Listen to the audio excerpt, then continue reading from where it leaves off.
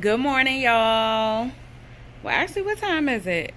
Okay, no, it's still.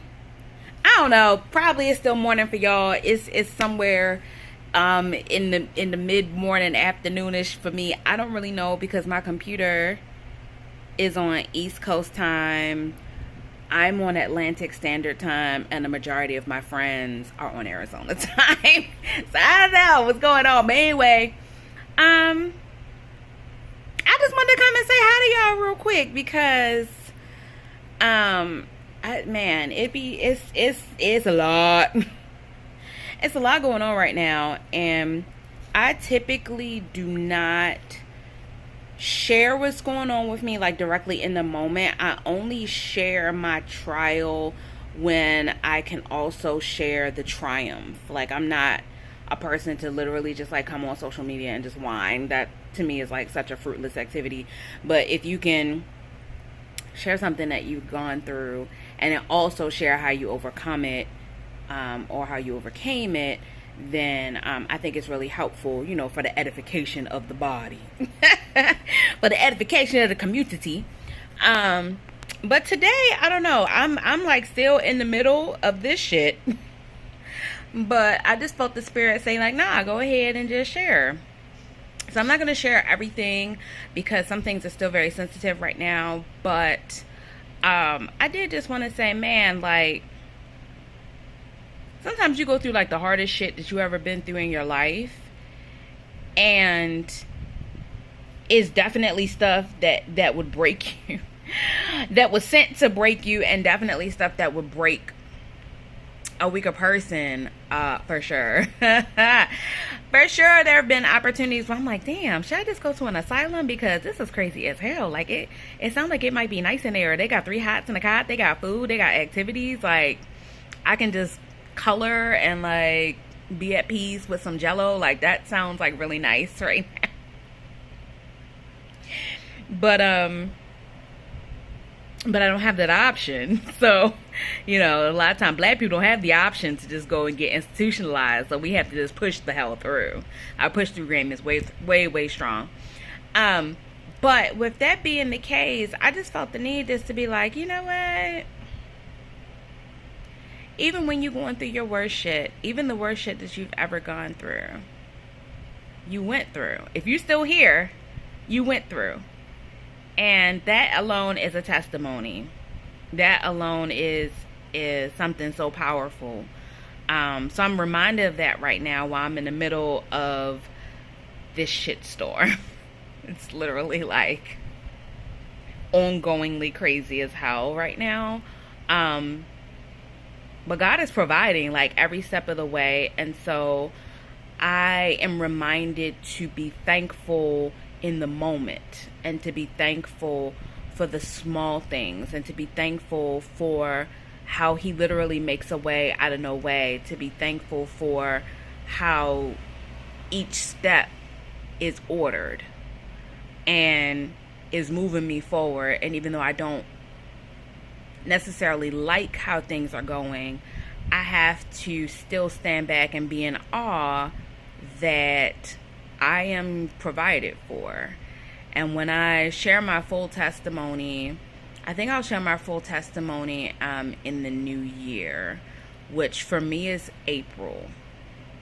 March, April. So probably in March, when things have like died down by God's grace, I'm claiming that they will be died down by then, in about 3 months.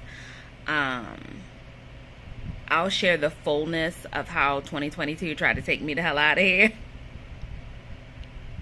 Like, legitimately.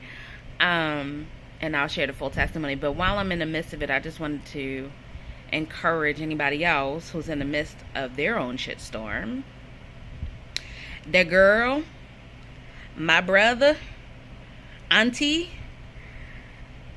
you got through yesterday. That in and of itself is a miracle, honey. You made it through yesterday, and somehow today you here and you thriving. Just get through these next couple hours, go to bed, and start tomorrow. And that'll be another testimony for tomorrow. Like, every day is a testimony to God's goodness, His grace, and His mercy. So I just wanted to share that with y'all. Y'all be blessed. Bye. Unfortunately, that type of peace and joy didn't last too long because my baby was not looking good when I came back to visit him in 2 weeks. As you can see, he is dry, he is gaunt, he is ashen, and he has some pretty weird, unexplained burn on his ear that was also very fresh and also not really being treated, and I was livid. All right, baby. It is 12:25 on Friday, and they have just wheeled you out of here to go and remove your nose tube and put in a GI tube. I fought against it at first because I was like every other day, y'all trying to give him a new procedure. Like every couple of days, he's going into sedation and getting a different procedure. So you've already had to have, the brain surgery. You had to have the trach put in so they could take the ventilator out. You had to have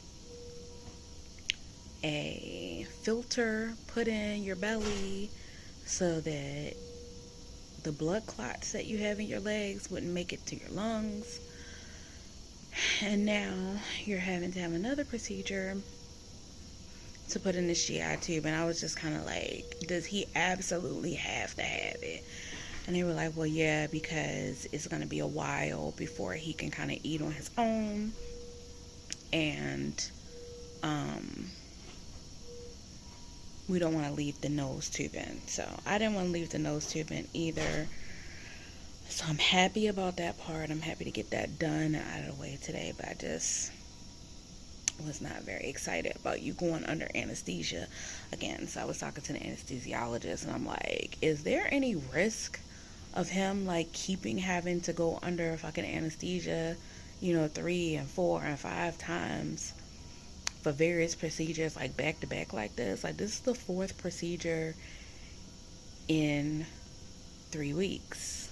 We're on week 4 and this is the 4th procedure. So it's like every week they're giving you a new procedure, and I'm like, this is a lot. Like, I don't like him keep going under anesthesia while his brain is trying to regenerate and trying to wake up. You're having some trouble right now staying awake and waking up. So I don't like that they keep putting you under anesthesia. But when I talked to the neurologist, basically he was saying it was going to be several more weeks before you would be able to swallow on your own and stuff like that. So I don't know that that's 100% accurate, because when you be waking up coughing, you be swallowing. But I'm trying not to be anti with the team, more so just letting them know that I'm listening. I understand things. I ask a lot of questions. I want to know, how things are going to resolve, what has to happen in order for them to come back out. You have to have another surgery to undo all the surgeries that you've had. One each. So, I don't like that. But they just took you and they getting it done, so. But the good news is, I think they said they're prepping to take you to a regular hospital room. So they're stepping down your care from ICU to a regular room. So all the medicines that they had you on and all the IVs that they had you hooked up to and all that, they've actually taken those out. So I was happy to see that. The only thing they had you hooked up to was, I think, just hydration and the food. And then your medicine, they were giving it to you via your tube. So they didn't have you hooked up to IVs for that. And they had you off sedation, so that was good. And they also have you off of morphine. I hope that they don't put you back on the morphine with this new procedure. I need to keep you off of the morphine, let your brain regenerate without constantly seeking that, pain relief. So the doctor also said that they can put you on a neurostimulant to wake you up more. And I just don't like the fact that they keep like depressing you down and now they gotta wake you up. It's like aggravating. But they're like, no, it's safe because, we're monitoring and we're regulating. I understand all that you're saying. I'm not saying that you're turning him into a dope fiend, but what I am saying is I don't like that you keep sending his body through all this process. Up, down, up, down, up, down. Like, come on. You know me, if you leave it up to me, that you wouldn't be on none of that stuff. You would just naturally, when your brain is ready, just come out of these things. But I also recognize that, you're in the hospital, so they're going to give you all the things.